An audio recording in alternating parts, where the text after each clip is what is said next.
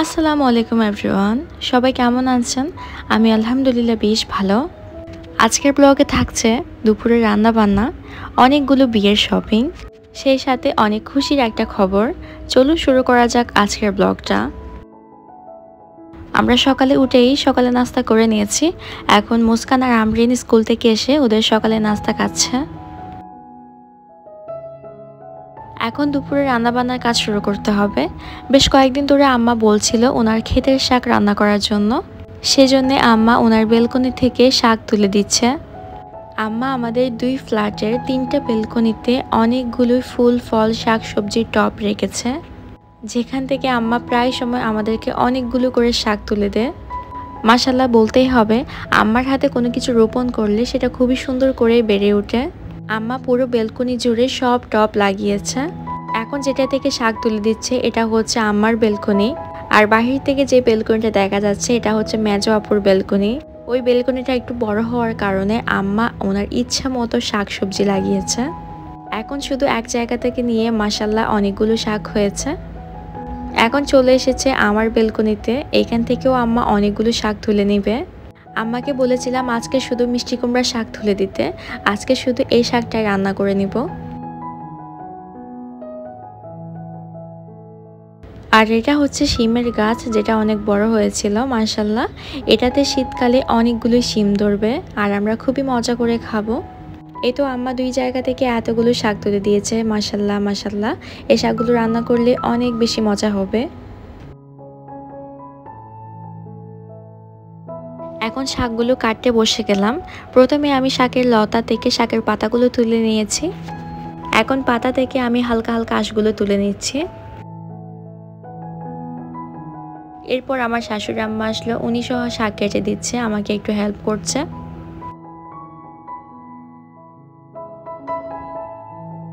এরপর আমরা বউ শাশুড়ি শাকগুলো বেছে নিতে নিতে অনেকগুলোই কথা বলছিলাম। আম্মা ওনার আগের কথাগুলো বলছিল। আসলে বেশিরভাগ মুরব্বীরাই কিন্তু আগের কথা বলতে বেশি পছন্দ করেন, আর সেটা যদি মন দিয়ে শুনেন তাহলে ওরা অনেক বেশি খুশি হয়।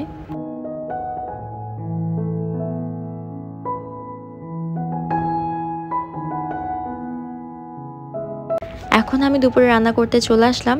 আজকে দুপুরের জন্য রান্না করব শাক সবজি আর পাঙ্গাস মাছ। আমি মাছের জন্য মশলাগুলো ভালো করে কষিয়ে নিয়েছিলাম, এখন মাছগুলো দিয়ে দিয়েছি। এক পাশে মাছ রান্না হচ্ছে আর অন্য পাশে আমি শাক রান্না করে নেব। শাকগুলো আমি রান্না করে নিব চিংড়ি মাছ দিয়ে। আমি প্রয়োজন মতো মশলাপাতি দিয়ে ভালো করে কষিয়ে নিচ্ছিলাম, আর সেই সাথে শাকগুলো ভালো করে ধুয়ে নিচ্ছি। শাকগুলো আমাদের নিজেদের খেতে হওয়ার কারণে একদমই ফ্রেশ ছিল, ভালো মতো ধুতে হয়নি। বাজার থেকে আনা শাকের মধ্যে কিন্তু অনেক ময়লা থাকে আর অনেক ভালোভাবে ধুতে হয়।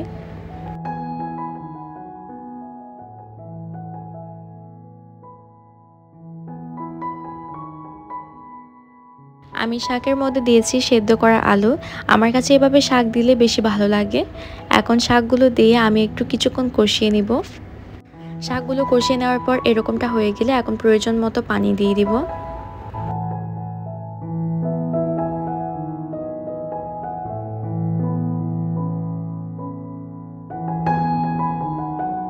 আজকে আমি চিংড়ি মাছ দিয়ে সবজি রান্না করছি। সবজি ছিল বরবটি দিয়ে আলু। মশলা কষিয়ে আমি কেটে রাখা বরবটি আর আলুগুলো দিয়ে দিলাম। দুপুরে রান্নাবান্না করা হয়ে গিয়েছে। আজকের শাকগুলো মাশাল্লাহ অনেক বেশি মজা হয়েছিল, আর পাঙ্গাস মাছও অনেক মজা হয়েছিল, যেহেতু পাঙ্গাস মাছ আমার পছন্দের একটি মাছ। সেই সাথে ছিল সরষা দিয়ে ডাল রান্না।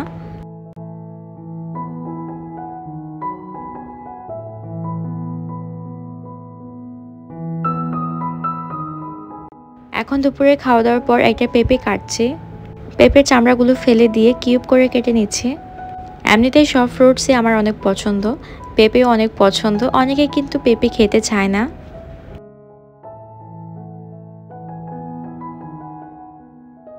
মুস্কানের তো অনেক বেশি পছন্দ পেঁপে। মুস্কান আর মুস্কানের দাদা ভাইয়া সুন্দর করে পেঁপে খাচ্ছিল।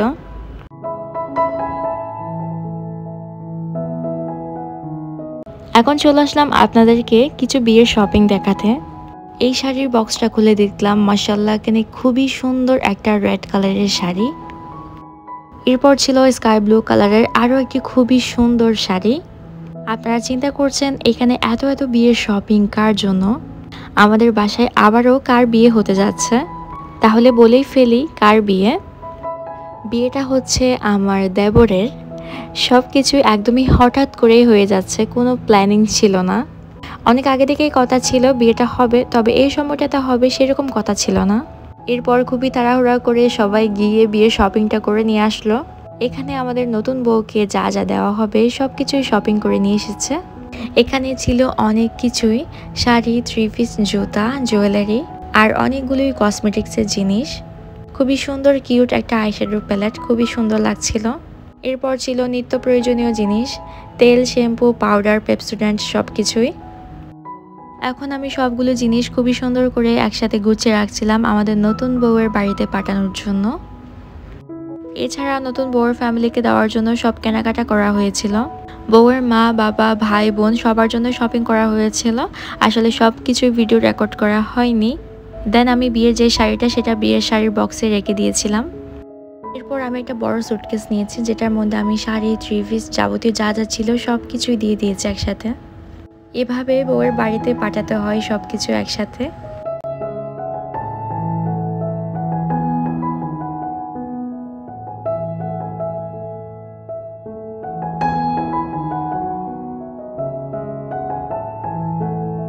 এখন আমার সবকিছু একসাথে গুছানো হয়ে গিয়েছে, এখনই নিয়ে যাবে। এরপর দেখলাম যারা নিয়ে গিয়েছিল তাদেরকে দিয়ে আমাদের সবার জন্য কিছু কাপড় পাঠানো হয়েছে। এখানে ছিল আমার শাশুড়ি আমার জন্য খুবই সুন্দর শাড়ি, আর ছিল আমাদের সবার জন্য অনেক সুন্দর সুন্দর থ্রি পিস। থ্রি পিসগুলোর কালার মাশাল্লাহ অনেক সুন্দর হয়েছিল, আমাদের সবার তো খুবই পছন্দ হয়েছে।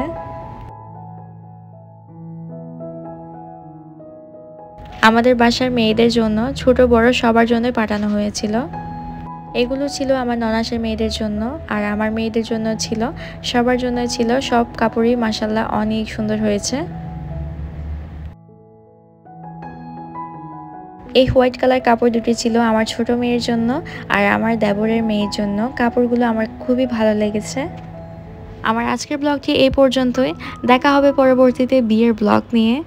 আজকের ব্লগটি কেমন লেগেছে অবশ্যই কমেন্ট করে জানাবেন।